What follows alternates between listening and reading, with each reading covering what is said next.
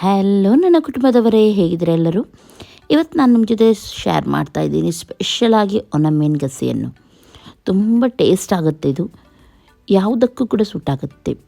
ಕೇವಲ ಗಂಜಿ ಇರಲಿ, ಬಿಸಿ ಬಿಸಿ ಗಂಜಿ ಇರಲಿ ಅಥವಾ ಅನ್ನ ಇರಲಿ, ಎರಡಕ್ಕೂ ಕೂಡ ಇದು ಆಗುತ್ತೆ. ಹಾಗಾಗಿ ಇದನ್ನು ಯಾವ ರೀತಿ ಮಾಡೋದು ಅಂತ ಹೇಳಿ ತೋರಿಸ್ತೀನಿ.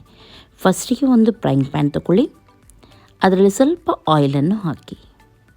ಆಯಿಲ್ ಹಾಕಿ ಸ್ವಲ್ಪ ಬಿಸಿ ಆಗಬೇಕು ಚೆನ್ನಾಗಿ ಆಯಿಲ್.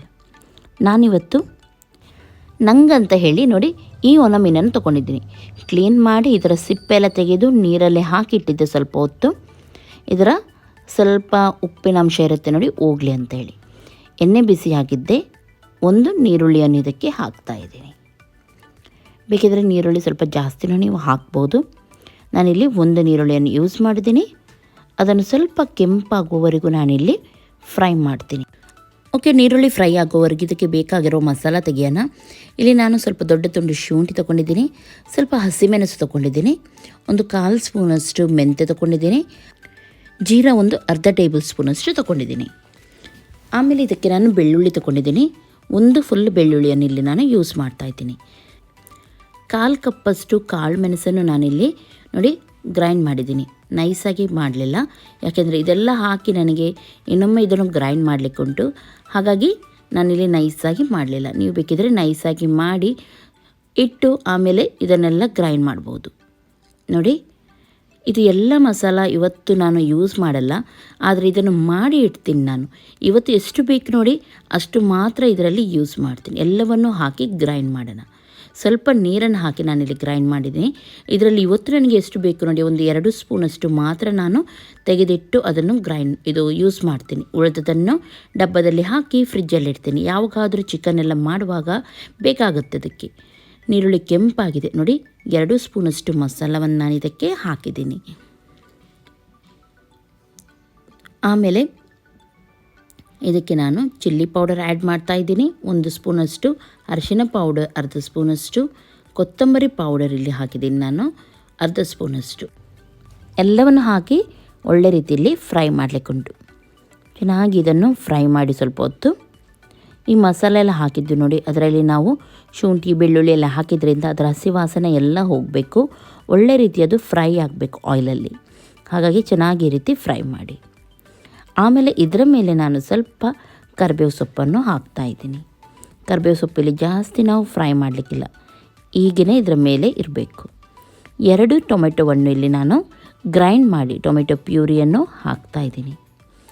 ಓಕೆ, ಇನ್ನು ಇದು ಚೆನ್ನಾಗಿ ಡ್ರೈ ಆಗುವವರೆಗೂ ನಾವು ಇದನ್ನು ಫ್ರೈ ಮಾಡಬೇಕು. ಹಾಗಾಗಿ ಬೇಕಿದ್ದರೆ ನೀವು ಮೀಡಿಯಮ್ ಫ್ಲೇಮಲ್ಲಿಟ್ಟು ಗ್ಯಾಸ್ ಇದನ್ನು ಮುಚ್ಚಿಡ್ಬೋದು. ಸ್ವಲ್ಪ ಹೊತ್ತು ಚೆನ್ನಾಗಿ ಮಸಾಲೆ ಎಲ್ಲ ಫ್ರೈ ಆಗಬೇಕು. ಇದರಲ್ಲಿ ನೋಡ್ತಾ ಇದ್ರಲ್ಲ, ಮಸಾಲೆ ಎಲ್ಲ ಫ್ರೈ ಆಗ್ತಾ ಉಂಟು. ಈ ಟೈಮಲ್ಲಿ ಇದಕ್ಕೆ ಸ್ವಲ್ಪ ಉಪ್ಪನ್ನು ಸೇರಿಸೋಣ. ಇನ್ನೂ ಕೂಡ ಸ್ವಲ್ಪ ಇದು ಫ್ರೈ ಆಗಲಿಕ್ಕುಂಟು.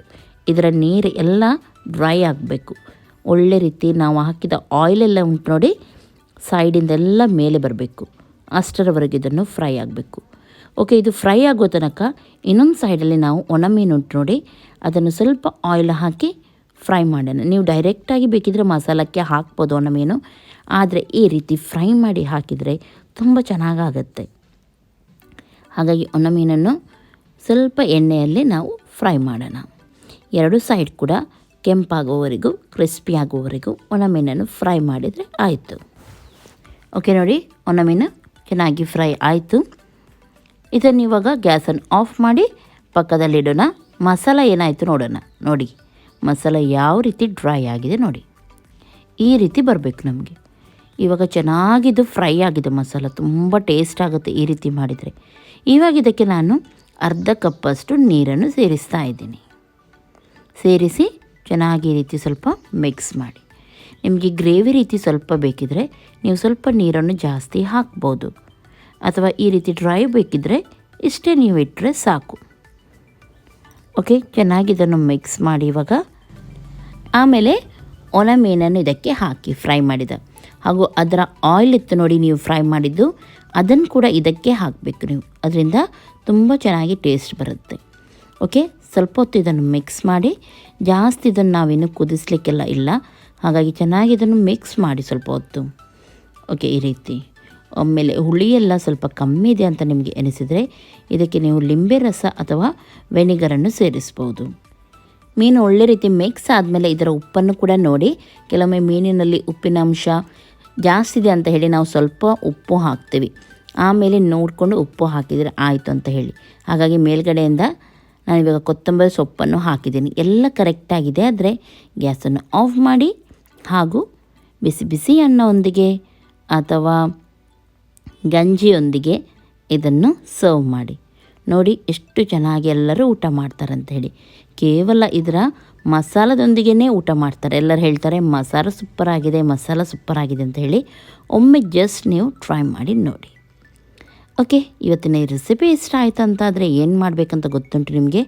ಆದರೂ ಹೇಳ್ತಾ ಇದ್ದೀನಿ, ಲೈಕ್ ಮಾಡಿ, ಶೇರ್ ಮಾಡಿ, ಸಬ್ಸ್ಕ್ರೈಬ್ ಮಾಡಿದವರು ಸಬ್ಸ್ಕ್ರೈಬ್ ಮಾಡಿ.